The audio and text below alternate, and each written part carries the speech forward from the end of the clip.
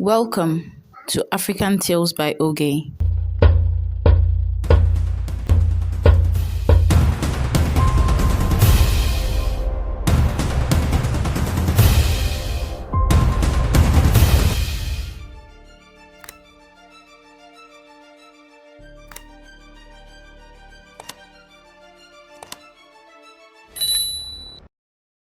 This story is not a word for word retelling from the Bible.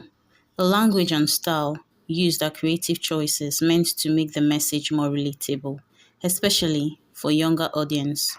It's based on scripture and it is meant to highlight the lessons in the story, promote faith, and encourage others to stand strong through life's test. It all started with water. I was standing in Jordan, knee deep, and John, yeah, the wild prophet in camel skin, was staring at me like, yo, you want me to baptize you? I looked him dead in the eyes and said, this is how it's gonna be. That dude didn't really get it, but no one really did, but he obeyed anyways. He lowered me into the water, and the moment I came back up, boom, everything shifted. The sky cracked open.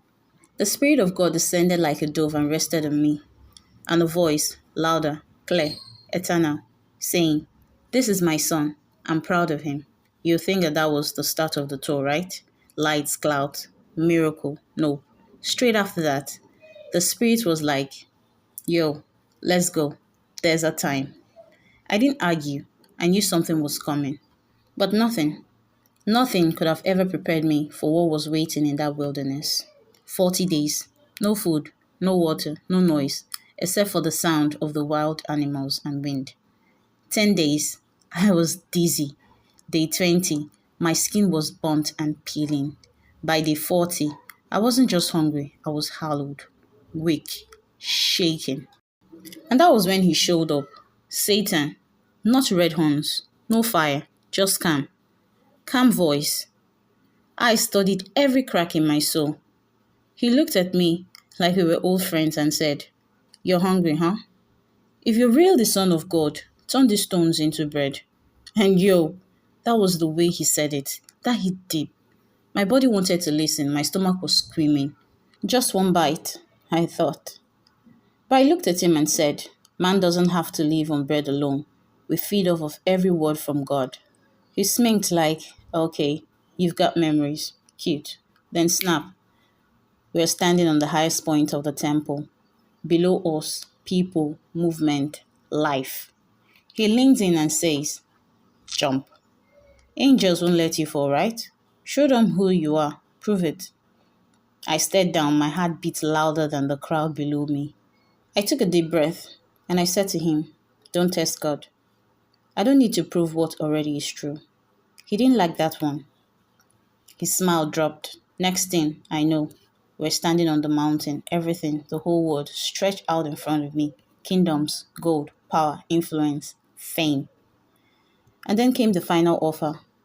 Bow to me, and it's all yours. No pain, no cross, just power. I paused. Not because I was tempted, but because I understood how many people would be.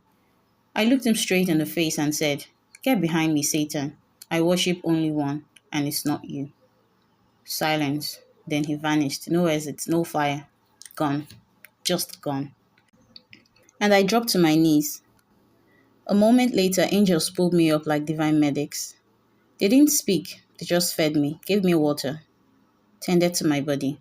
But inside me, I wasn't the same. That wilderness, it didn't really just test me, it revealed me.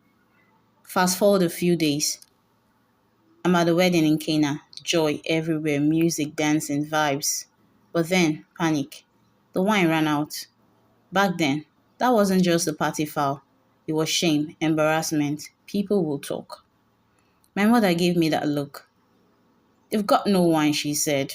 I sighed. It wasn't time yet, but I knew what she meant. I told the servant, fill those jars with water. And then they poured it out again. It was wine. Not cheap stuff. The best they've ever tasted. Hey, no cap. That was the beginning. But let's be real. The real miracle wasn't just the wine. It was what happened before that. When I said no in the desert. When I stood tall in weakness. Listen, You don't unlock purpose by skipping pain. You don't win the fight by showing off power. You win by knowing who you are, even when nobody else does. So, yeah, I came out of that wilderness with dust on my robe and fire in my spirit. I didn't leave broken, I left ready.